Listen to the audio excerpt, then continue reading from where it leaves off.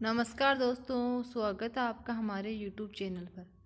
आज मैं लेकर आई हूँ देवउठनी एकादशी व्रत कथा। एक राजा के राज्य में सभी लोग एकादशी का व्रत रखते थे। प्रजा तथा नौकर चाकरों से लेकर पशुओं तक को एकादशी के दिन अन्न नहीं दिया जाता था। एक दिन किसी दूसरे राज्य का एक व्यक्ति राजा के पास आकर बोला, महाराज कृपा करके मुझे नौकरी पर रख ले। तब राजा ने उसके सामने एक शर्त रखी कि ठीक है, रख लेता हूँ, किंतु रोज़ तो तुम्हें खाने को सब कुछ मिलेगा, पर एकादशी को अन्न नहीं मिलेगा।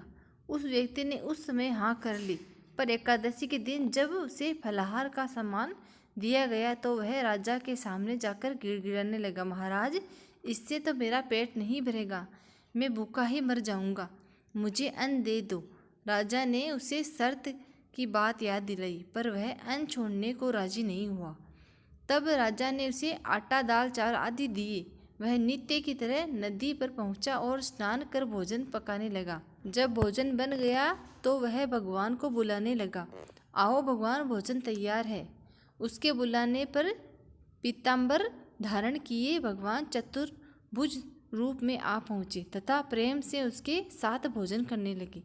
भोजनादि करके भगवान अंतर्ध्यान हो गए तथा वह अपने काम पर चला गया। 15 दिन के बाद अगली एकादशी को वह राजा से कहने लगा कि महाराज मुझे दुगुना सामान दीजिए।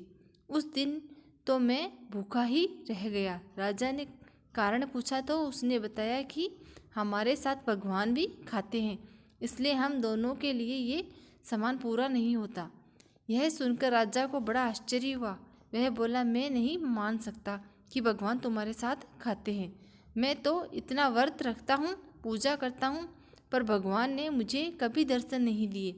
राजा की बात सुनकर वह बोला, महाराज यदि विश्वास न हो तो आप मेरे साथ चलकर देख लें। राजा एक पेड़ के पीछे छिपकर बैठ गया। उस व्यक्ति ने भोजन बनाया तथा भगवान को शाम तक पुकारता रहा, परंतु भगवान नहीं आए। अंत में उसने कहा, हे भगवान यदि आप नहीं आए तो मैं भी नदी में कूदकर प्राण त्याग दूंगा। लेकिन भगवान नहीं आए। तब वह प्राण त्यागने के उद्देश्य से नदी की तरफ बढ़ा। प्राण त्यागने का उसका दृढ़ इरादा जान शीघ्र ही भगवान ने प्रकट होकर उसे रोक लिया और साथ बैठकर भोजन करने लगे। खा पीकर वे उसे अपने विमान में बिठाकर अपने धाम ले गए।